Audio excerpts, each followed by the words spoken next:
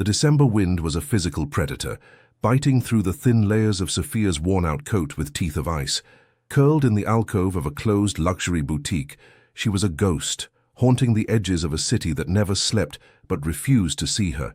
She was 22, but the streets had aged her spirit into something ancient and brittle. Her world had shrunk to the swollen curve of her belly, the only source of warmth in the unforgiving New York night. She trembled, but not just from the cold. It was the crushing weight of a fear that had become her constant companion, a terror not for her own life, which felt cheap and disposable, but for the fragile, innocent one tucked beneath her heart.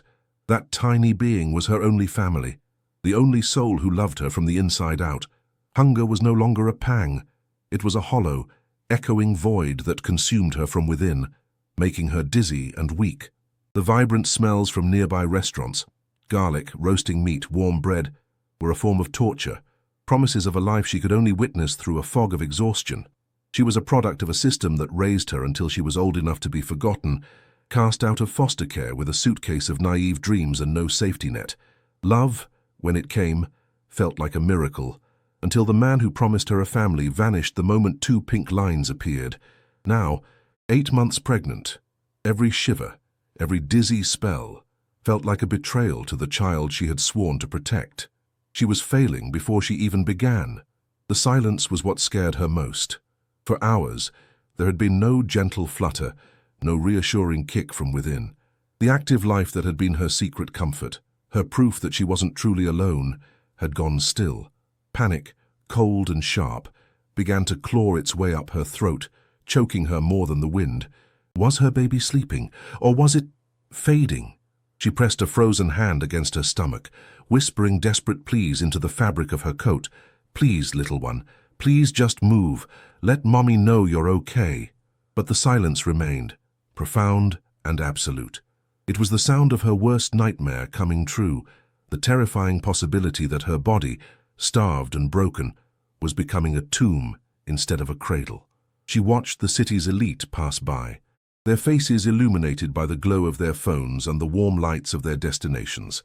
They were like figures in a different reality, wrapped in cashmere and confidence, their steps purposeful and sure. To them, she was less than human, a stain on the pavement, an inconvenient truth to be ignored. Each averted gaze, each hurried step away from her, was a small death. She clutched the faded photograph of her own mother, a woman she never knew, the only link to a past she couldn't remember. She wasn't asking for their pity or their money. In the wreckage of her life, all she wanted was a flicker of acknowledgement, a sign that she and her child mattered enough to be seen. A final, desperate energy surged through her. It was the primal roar of a mother facing the abyss. Her body was giving up, the baby was terrifyingly still, and the world had made it clear it would offer no help. She could lie here and fade away, another forgotten statistic on a cold city morning. Or she could scream. She could make one last, desperate stand for the only life that mattered. Her eyes, filled with the fire of a cornered animal, scanned the indifferent street. She wasn't looking for a handout. She was looking for a miracle or a target, someone whose world was so bright, so untouched by her darkness, that she could force them to finally look down and see her.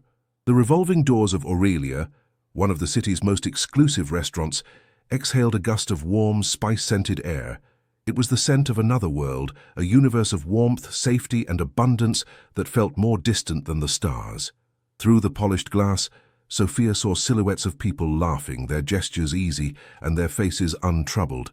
Then, the door spun again, and he appeared.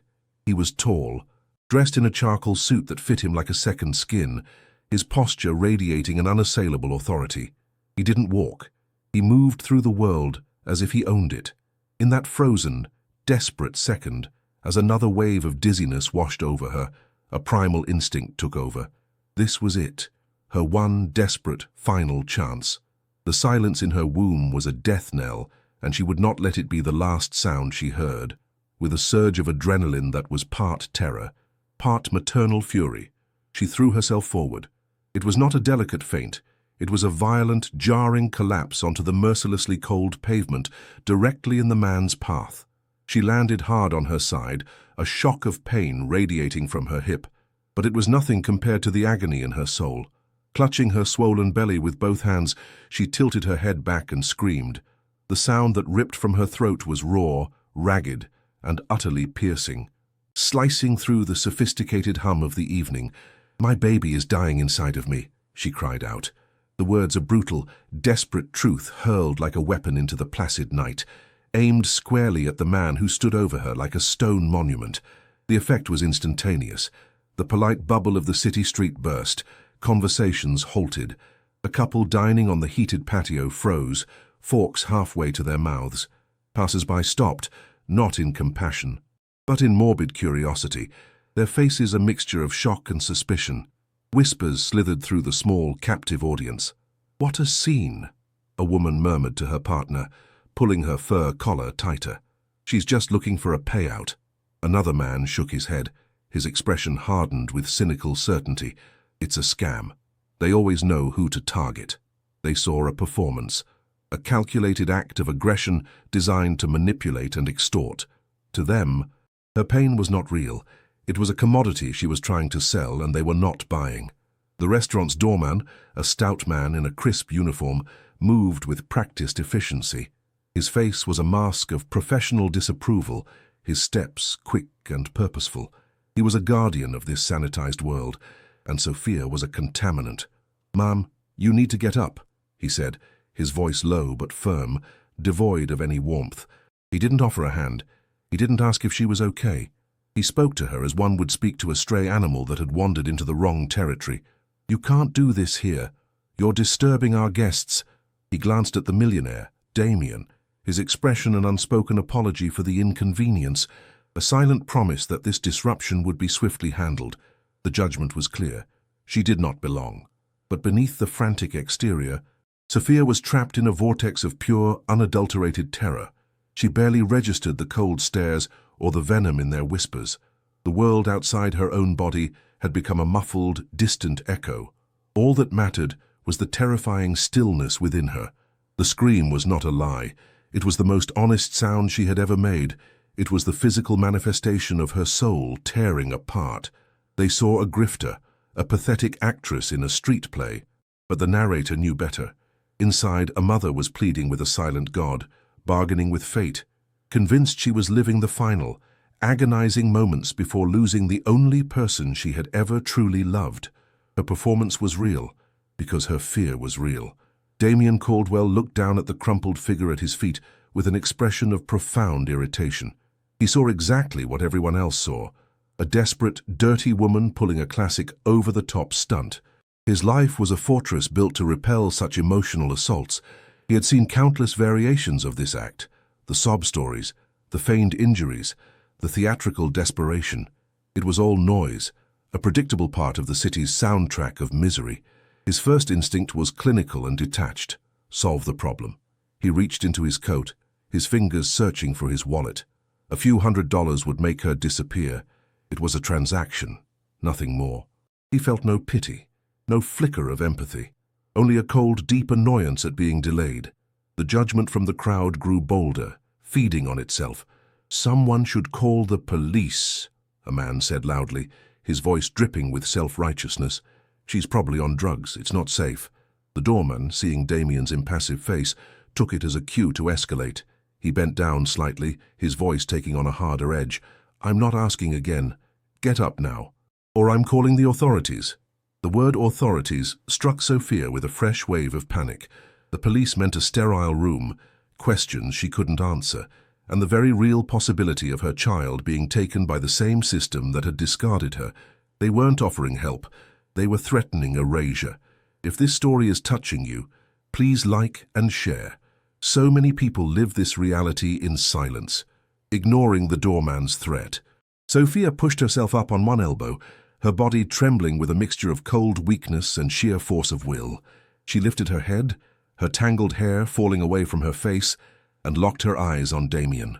It was no longer a plea. It was a challenge. Her gaze cut through his wealth, his power, his carefully constructed indifference.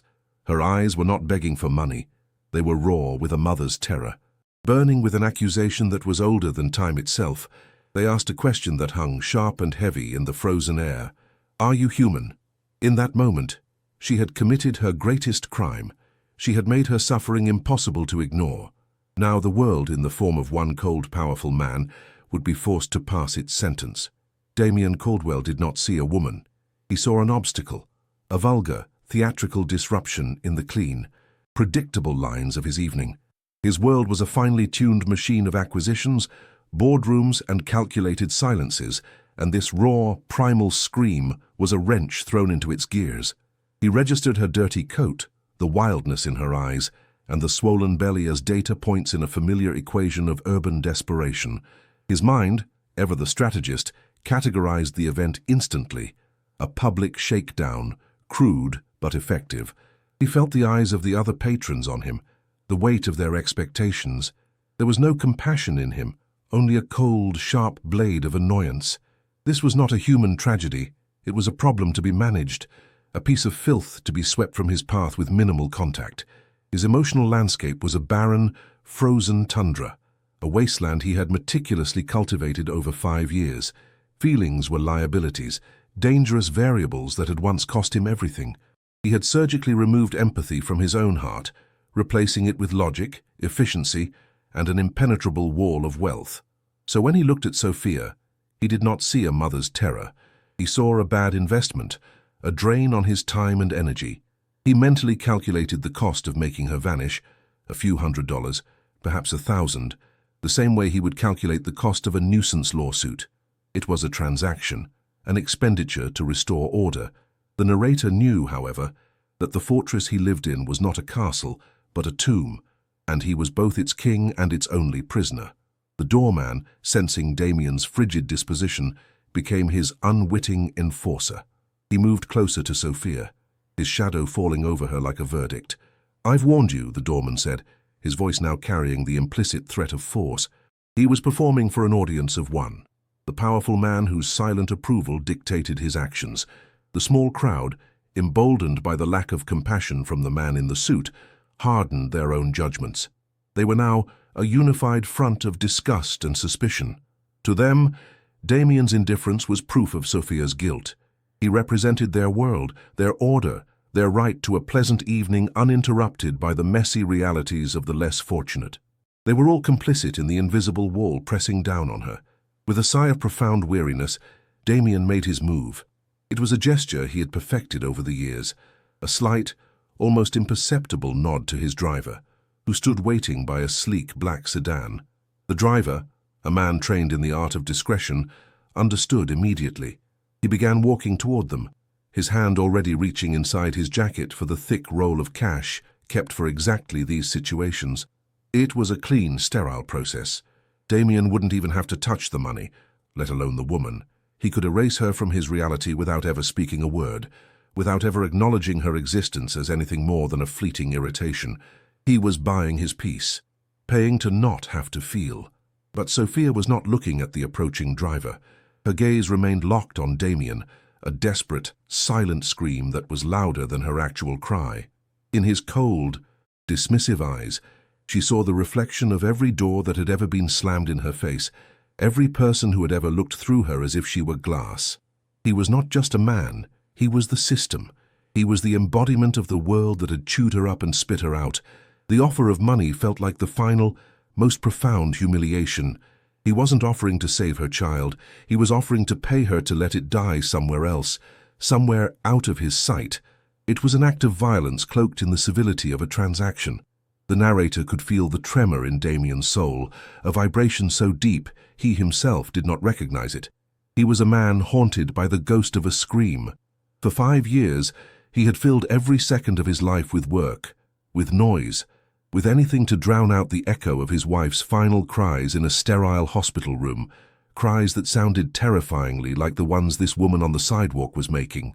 He had built an empire on the foundations of his grief, believing that if he could control the world, he could control the chaos within. But you cannot outrun a memory that lives inside your own blood. He stood there, a titan of industry, completely unaware that he was standing on the edge of the emotional cliff he had spent half a decade avoiding. The air crackled with the unspoken conflict. 2 worlds, separated by an abyss of wealth and pain, had collided on a patch of frozen pavement. He, with all the power in the world, was utterly powerless against the memory she had accidentally awoken. She, with nothing to her name but the life inside her, wielded the unconscious power of his own trauma. The crowd saw a rich man about to be scammed by a poor woman. The narrator saw two broken souls, each trapped in their own private hell, about to become the key to the other's cage. The universe, in its cruel and beautiful irony, had orchestrated this moment not as an act of chance, but as an act of reckoning. Damien began to turn away, his part in the sordid little drama seemingly over. The driver was closing in, the money ready, the problem nearly solved. He was already thinking about the quarterly earnings report he needed to review, forcing his mind back to the safe, sterile world of numbers. But her words, "My baby is dying inside of me," refused to fade. They clung to the air, burrowing into his ear not as a plea for help, but as a ghostly whisper from his own past. A flicker of something unfamiliar, a crack in the ice, appeared in his eyes. He had successfully ignored the woman, but he could not ignore the echo of his dead wife. The encounter was not over. It had just begun. The driver, Marcus, was a shield of tailored wool and muscle, his body instinctively moving to protect Damien from the prying eyes of the crowd. He saw his boss, a man of iron control, retching on a public street, and his mind leaped to one conclusion. This woman had done something. Poisoned him, drugged him, shocked him. The onlookers shared his suspicion, their whispers turning from cynical amusement to outright accusation. She must have threatened him, someone hissed. Sophia's small, trembling hand, still offering the water bottle, was now seen as the hand of an aggressor. In a world that equated wealth with virtue and poverty with malice, Damien was the victim. The doorman, phone pressed to his ear, confirmed the new narrative to the dispatcher. A man has been assaulted. The chasm between them had just become a war zone, and she had already been cast as the villain. Damien's world was a nauseating vortex of flashing lights and echoing sounds. He knelt on the frozen ground, the rough concrete scraping his knees through the fine fabric of his trousers, but he barely felt it. His entire being was consumed by the ghost in front of him. He saw the water bottle, a simple, cheap plastic thing, and in his mind, it transformed into the cup of ice chips a nurse had offered his dying wife. The gesture was identical, an offering of simple comfort in the face of absolute horror, but his grief-addled brain couldn't process it. Compassion from this source felt like a violation, a cruel trick of the universe. He recoiled from her touch, not with anger but with a deep, primal fear. He was a drowning man, and she looked too much like the water that was filling his lungs. Seeing his revulsion, Sophia's fragile offering of peace shattered, the last ounce of hope drained from her, replaced by a familiar, bitter resignation. She pulled her hand back as if burned, the half-full bottle of water suddenly feeling like a fool's offering. Of course, he wouldn't take it. Why would a king accept a dirty cup from a beggar? The world had rules. Her brief, insane act of empathy was a breach of protocol. The walls she kept around her own heart, built brick by brick with every rejection, went back up. Her expression hardened, her vulnerability receding behind a mask of weary defiance. She didn't want his world, and it was clear he wanted nothing to do with hers. With a grunt of effort, she began to push herself up, aiming to melt back into the anonymity of the night. The sudden scream of a siren ripped through the tense atmosphere, its piercing cry announcing the arrival of official judgment. A police cruiser and an ambulance pulled up, their red and blue lights painting the faces of the crowd in garish, shifting colors. Two officers emerged, their movements brisk and businesslike. They saw a millionaire in distress and a street person who was clearly the cause. Their questions were a rapid-fire assault aimed over Sophia's head, directed at Marcus and the doorman. What did she do to him? Does he want to press charges? They spoke of her as if she were an object, a piece of evidence in a foregone conclusion. She was not a pregnant woman in crisis. She was a perpetrator, her guilt assumed before she could even speak a single word. Damien staggered to his feet, leaning on Marcus for support. The world was still tilted, but his instinct for control was beginning to resurface. "She did nothing," he managed to say, his voice a low growl that cut through the officer's questioning. The words hung in the air, confusing everyone. He didn't say them out of kindness. It was a strategic move, an attempt to shut down the spectacle that was spiraling out of his command. He didn't want police reports, witness statements, or public records of his breakdown.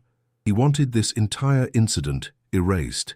He glanced at Sophia, who was now being flanked by an officer, and saw in her defiant posture a dangerous variable. He had to contain this, not for her sake, but for his. The ghost she had summoned was his to exorcise, and he would do it in private. A paramedic knelt beside Sophia, her voice a practiced, monotone drone. "Ma'am, we need to check you out. Can you tell me your name?" The question, meant to be helpful, felt like an interrogation. A name was the first piece of data the system needed to track you, to label you, to take away your child. Sophia wrapped her arms tighter around her belly, a protective shield against their sterile brand of care. "I'm fine," she insisted, her voice trembling but firm. "Please leave me alone." The paramedic exchanged a look with the police officer, a look that said uncooperative, unstable, probably on something. This wasn't help. It was an assessment. It was the first step in a process designed to strip her of her autonomy, and she would fight it with her last breath. She would not let them turn her baby into a case file. Frustrated by her resistance, Damien made a decision. He stepped forward, his voice regaining its familiar, authoritative tone. He was no longer a man crumbling on the sidewalk. He was Damien Caldwell, the man who owned half the city. "She's 8 months pregnant and she collapsed."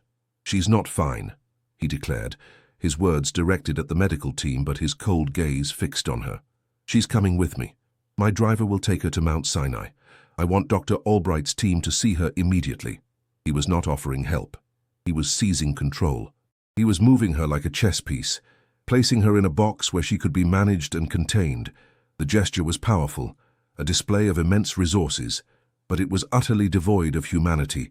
It was a command, a transaction designed to solve his problem.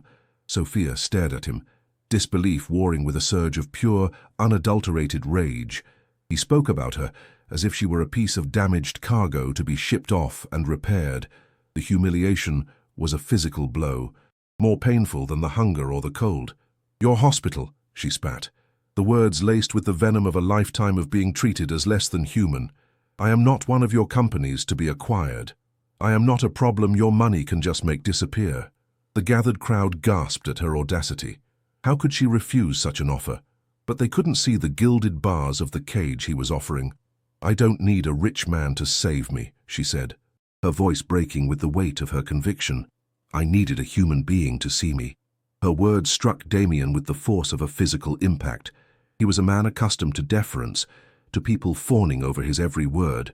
Her defiance was as shocking as it was infuriating, yet beneath the anger, something else stirred. He looked past her ragged clothes and defiant posture and saw the raw, unyielding terror of a mother protecting her child. It was the same fierce, primal love he had seen in his wife's eyes in her final moments. He had offered power, resources, the best medical care money could buy, but he had offered it with a cold, dismissive hand. He realized with a sickening jolt that he hadn't been trying to help her. He had been trying to purchase her silence, to pay off the ghost she represented, so he could go back to his empty, orderly life. The street became a silent stage. The police, the paramedics, and the onlookers were now just a backdrop to the intense, unspoken war being waged between two people from different universes. He, the man who had everything, stood disarmed by a woman who had nothing but her own fierce dignity. She, who had been invisible her whole life, was now the most powerful person in his world, holding a mirror up to the broken man he had become. The air crackled with unresolved tension. He could not force her to accept his help, and she could not simply walk away from the only chance her baby might have. It was a stalemate, born of pride and pain. Finally, Damien took a hesitant step forward, his arrogance gone, his voice barely a whisper. "Then tell me," he asked, the question raw and genuine, "what do you need?" His question, "What do you need?" hung in the frozen air, a weapon she didn't know how to disarm. It was a question of logistics, of numbers, of problems to be solved. But Sophia's need was not something that could be written on a check or delivered in a box. It was a primal scream for connection, for a single soul to see past the grime and the desperation and recognize the humanity underneath. She looked into his eyes, past the cold, hard surface, and saw a flicker of something she recognized. the terrifying emptiness of profound loss. He was a king in a castle of ice, and she was a beggar freezing in his shadow. But in that moment, she knew they were both ghosts, haunted by different sorrows. With a trembling hand, she reached inside her thin coat, bypassing the water bottle, and pulled out her only treasure. It was a small, creased photograph, its edges softened by years of anxious touch. It showed a young woman with Sophia's eyes, smiling at a world that had not yet broken her. "This was my mother," she said, her voice barely a whisper, offering the fragile paper to him. "I never knew her. This is all I have, and it's all I've ever had. She wanted a family. That's all I want too, not your money, not your hospital. Just a chance for my baby to have what I didn't." It was not a plea. It was a confession, a baring of her soul on the cold pavement. The gesture was so unexpected, so profoundly intimate, that it bypassed every defense Damien had ever constructed. He didn't take the photograph, but his eyes locked onto it. He saw the hope in the faded image, the same naive and beautiful hope he had seen in his wife, Eleanor, before the world had stolen her. He had a vault full of her pictures, pristine and protected, artifacts he could never bring himself to look at. Yet here was this stranger, this child of the streets, offering him her entire history in the palm of her hand. It wasn't an act of manipulation, it was an act of profound, desperate trust, a trust he knew, with a sickening certainty, he had done absolutely nothing to deserve. The emotional weight of the confrontation, combined with days of starvation, finally overwhelmed Sophia's body.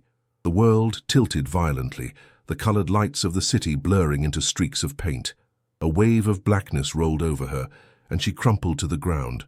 This was not the theatrical collapse from before, it was a silent, boneless surrender, the body finally giving up the fight the spirit had waged for so long. Her hand, still clutching the photograph, fell limply to her side.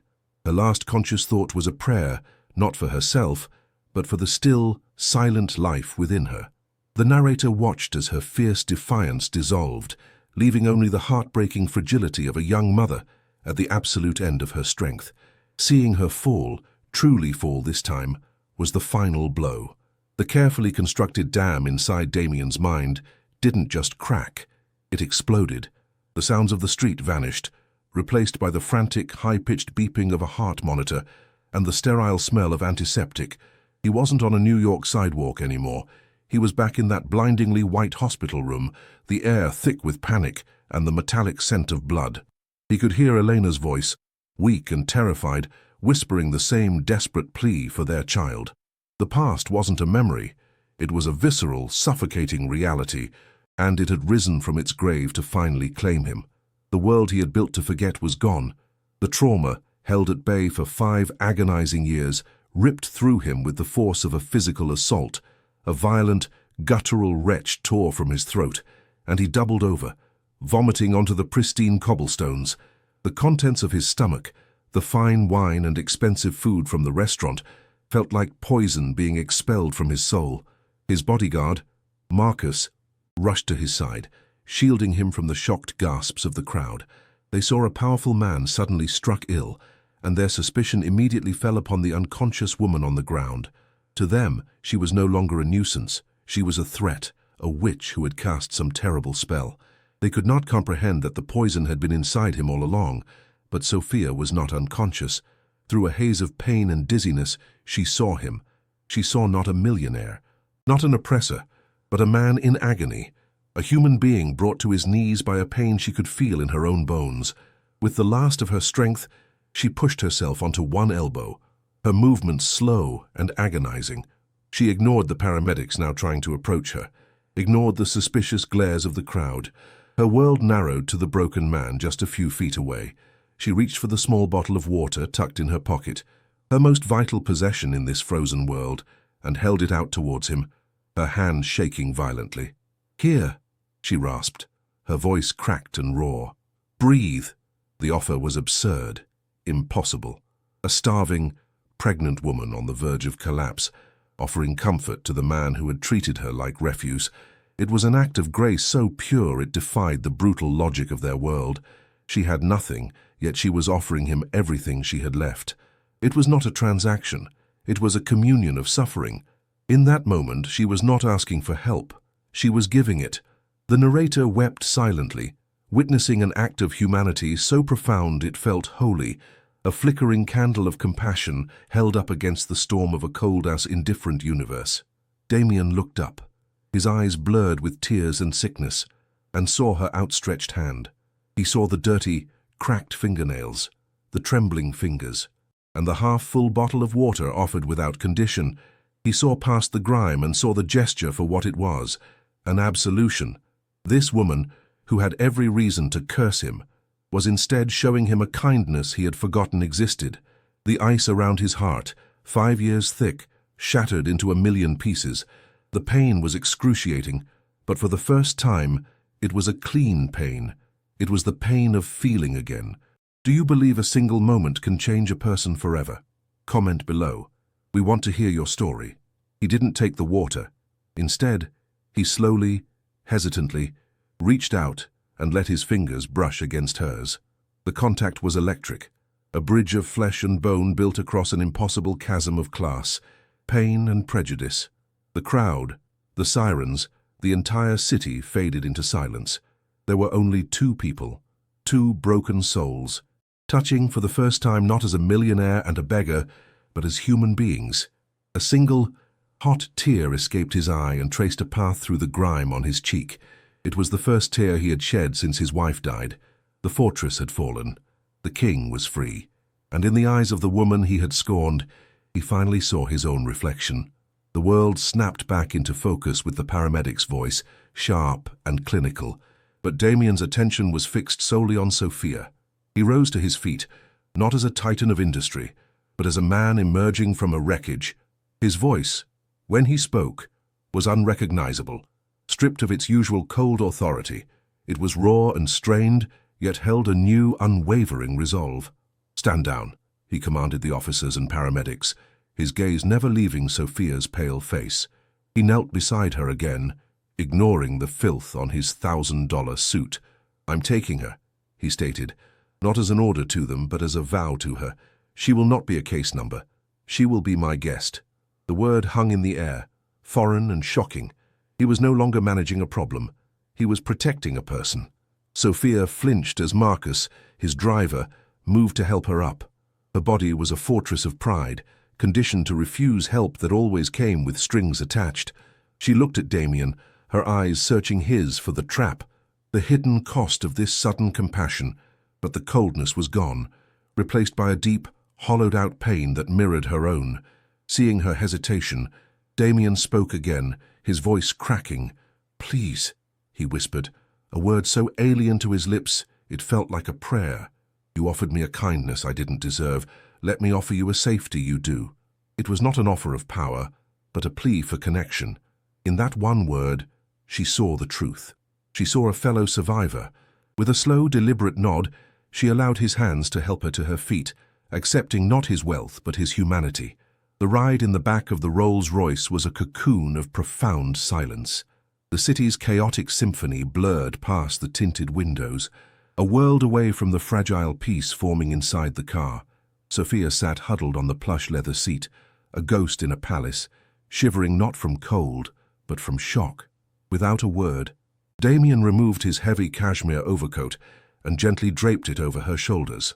The warmth was immediate, but the weight of the gesture was what truly settled her. It was an armor of dignity, a shield against the world that had tried to break her. He made a single phone call, his voice low and urgent. "Albright, it's Damien. I need you to open the maternity wing. I have a patient for you. Her name is Sophia." He knew her name because he had finally asked. At the hospital, the sterile white halls felt different. There were no judgmental stares or impatient clerks. Damien's presence was a silent, powerful force that commanded respect on her behalf. He did not leave her at the door. He stayed, a sentinel in the waiting room, refusing calls from his office and staring at the wall as if seeing ghosts in the plaster. The true reward, the first breath of real hope, came not from a doctor's report, but from a sound. It was the rhythmic, powerful thump-thump-thump of her baby's heartbeat, echoing from the fetal monitor, strong and steady and fiercely alive. The sound filled the room, a promise that her desperate scream on the pavement had been answered. It was the sound of a life saved, And for Damien, it was the sound of a life he was finally ready to re-engage with. Later, after she had been given food and rest, Damien entered her private room. He didn't stand over her bed. He sat in the visitor's chair, making himself small. "The doctors say you are both going to be fine," he said softly. He held out not a check, but a single, simple key. "This is for an apartment in a quiet building I own. It's yours, for as long as you need it. No strings, no debt." He looked at her, his eyes clear for the first time. "This isn't charity, Sophia. You saved me tonight. You woke me up from a long, cold sleep. You and your child, you are not a burden. You are a reason." He was offering her more than a home. He was offering her a new beginning, built not on pity, but on a shared, sacred understanding of what it means to be broken and to finally be seen. 6 months later, the city was the same, but Sophia's world had been reborn. The small, sunlit apartment was a sanctuary of quiet rhythms and the soft scent of baby powder. Her daughter, a healthy, bright-eyed infant she named Elena, slept peacefully in a crib by the window. Every coo, every tiny fist curled around her finger was a testament to the life she had fought for on that frozen pavement. She was no longer a ghost haunting the edges of the city. She was a mother, her movements filled with a newfound purpose and a gentle, unshakable confidence. The key Damien had given her sat on the kitchen counter, not as a symbol of his charity, but as a reminder of her own strength. It was the key to a door she had kicked down with her own desperate will to survive. Damien visited often, a quiet, almost hesitant presence in their small, warm world. The armor of his wealth and power had been shed, leaving behind a man relearning the language of human connection. He never arrived with fanfare, only with a bag of groceries, a book he thought Sophia might enjoy, or a soft blanket for the baby. He would sit in the worn armchair, a silent observer watching Sophia with Eleanor. In his gaze, the narrator saw a man caught between two worlds, the ghost of the family he had lost and the fragile, beautiful reality of the one he had stumbled into. He wasn't fixing her life, he was witnessing it, and in doing so he was slowly, painfully, allowing his own frozen heart to thaw, one quiet moment at a time. The launch of the Elena's Light Foundation was not a somber memorial, but a vibrant declaration of hope. Standing at a podium, Sophia was transformed. She spoke not as a victim, but as a warrior, her voice clear and steady as she addressed a room full of the city's most influential people. She didn't recount her pain for their pity. She wielded it as a weapon against indifference, speaking of the millions of invisible women who needed not a handout, but a hand up. Damien watched from the back of the room, intentionally out of the spotlight. He wasn't seeing the woman from the sidewalk, he was seeing a leader. He finally understood that honoring his late wife wasn't about building a monument to his grief, but about building a future for the living. Later that evening, in the quiet aftermath of the event, they stood together on a balcony overlooking the city. The chasm between them was gone, replaced by a bridge of shared understanding. "Thank you," Sophia said, her voice soft. "Not for all of this, but for seeing me." Damien stared out at the endless lights, a universe away from the cold, empty man he had been. "I was the one who was blind," he confessed, his voice thick with an emotion he no longer fought. "My Elena, she would have loved what you said tonight. You have her fire." In that moment, they were not a millionaire and a project, but two survivors who had found in the other's deepest wound the map to their own healing. Theirs was a family forged not by blood, but by grace. One afternoon, as a soft rain pattered against the apartment window, Damien held baby Elena for the first time. He was clumsy, his large hands looking foreign and uncertain as he cradled the small, warm bundle. The baby stirred, her tiny fingers instinctively wrapping around his thumb. A choked sound escaped Damien's throat as he looked down at her, and for the first time in 5 years, the image of a child brought not a tidal wave of grief, but a fragile, aching flicker of joy. Sophia watched them, then quietly retrieved the worn photograph of her mother and placed it in his free hand. "She never got to hold me," she whispered. "But now, you're holding her granddaughter." The circle was complete, a story of loss redeemed by a new, unexpected love. Sophia stood by her window, the city lights twinkling like fallen stars. The key was in her hand, its cool metal a solid, comforting weight. In the other room, her daughter slept, safe and loved. A car pulled away from the curb below. Damien, heading back to his world, a world that was no longer empty. He hadn't just given her a home, he had given her back her name, her voice, her future. And she, in turn, had given him a reason to feel again. She was no longer the woman who collapsed on the pavement, begging for a miracle. She was the woman who had stood up, and in doing so, had taught a broken king that the greatest fortune is not what you own, but the human soul you are brave enough to see.